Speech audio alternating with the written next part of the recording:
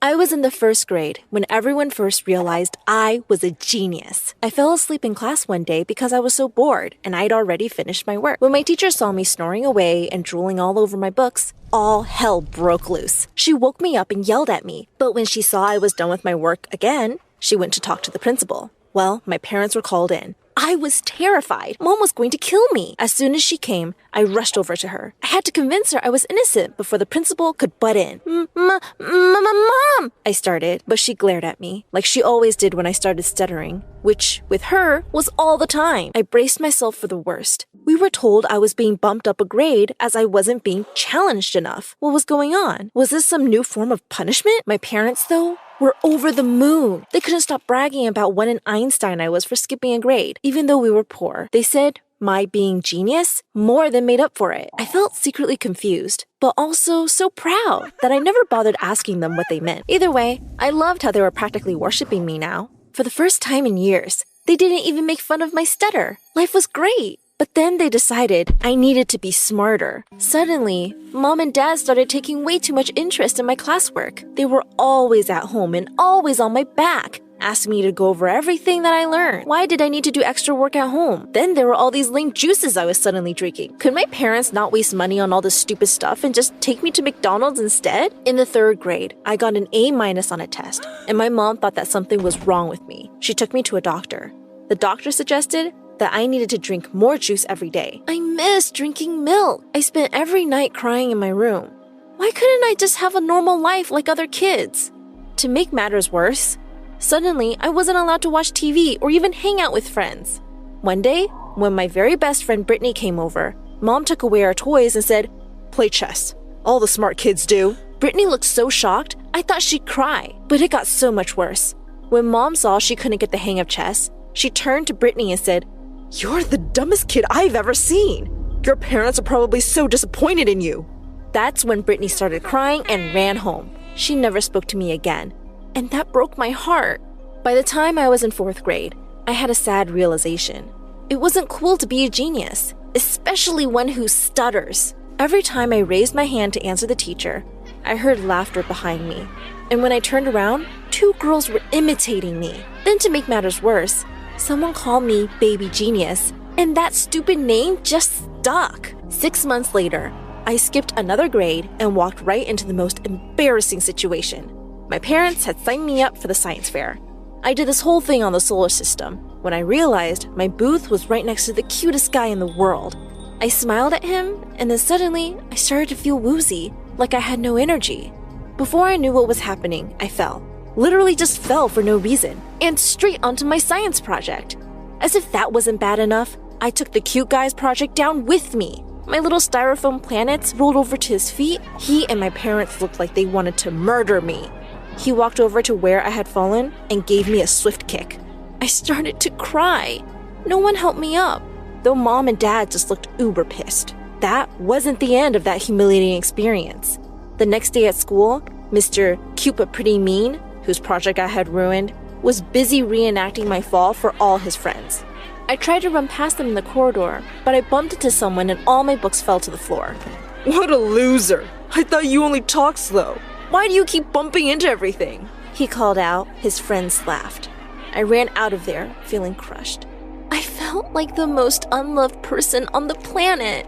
Just because I was smart and I had a speech problem, I couldn't help those things.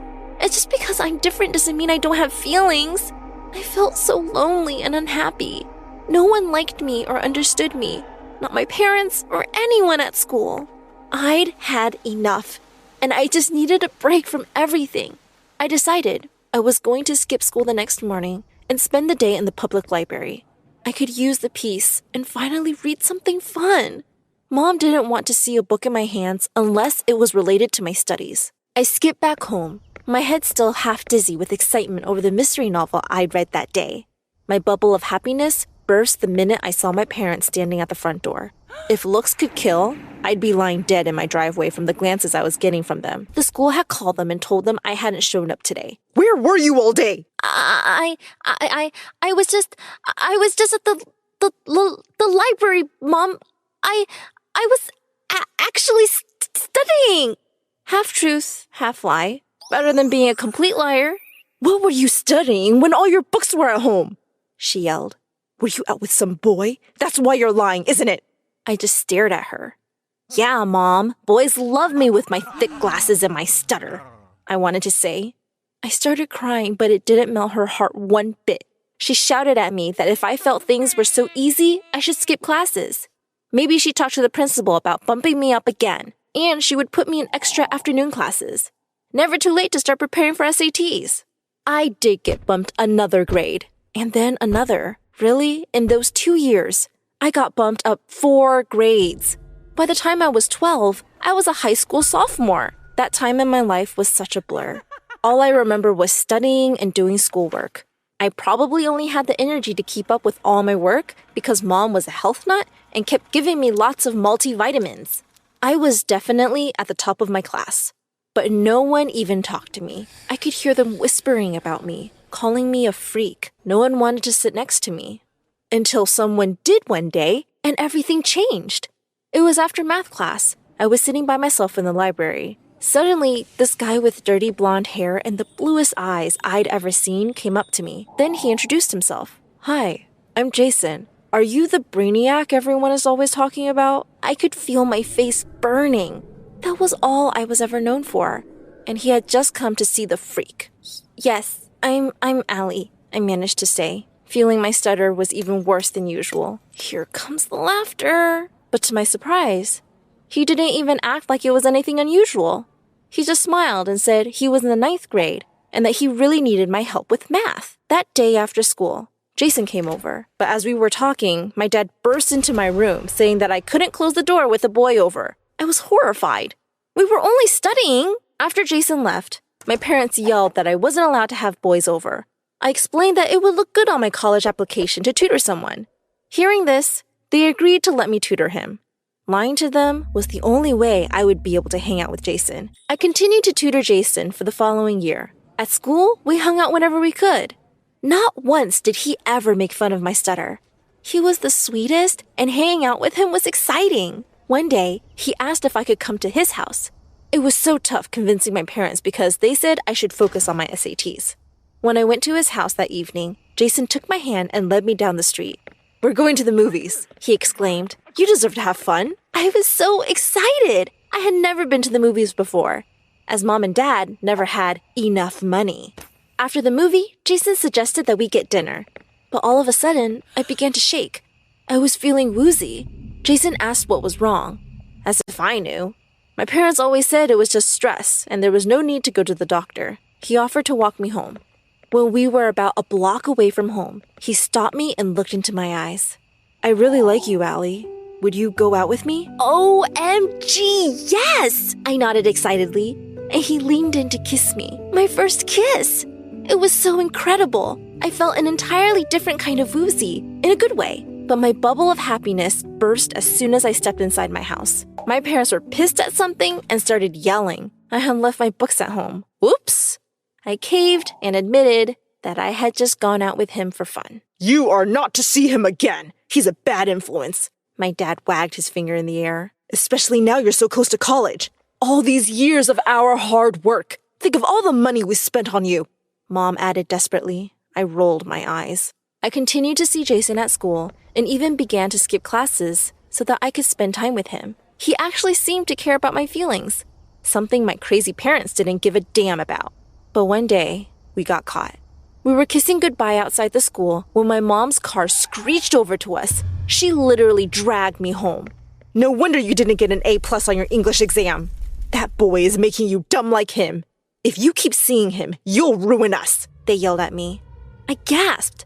It was true that I had gotten an A- for the first time in my life. Maybe Jason was making me dumber. The next day, I marched up to him in school and said, We're over. I can't spend time with the dumbo like you anymore. You're going to make me dumb too.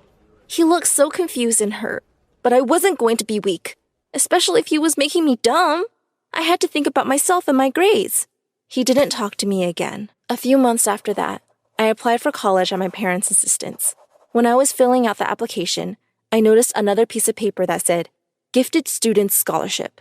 But my mom snatched it away quickly. "That's nothing important," she said. I shrugged and continued filling out my application. Next thing I knew, I actually got into college. Who needed friends or a boyfriend when you were as smart as me?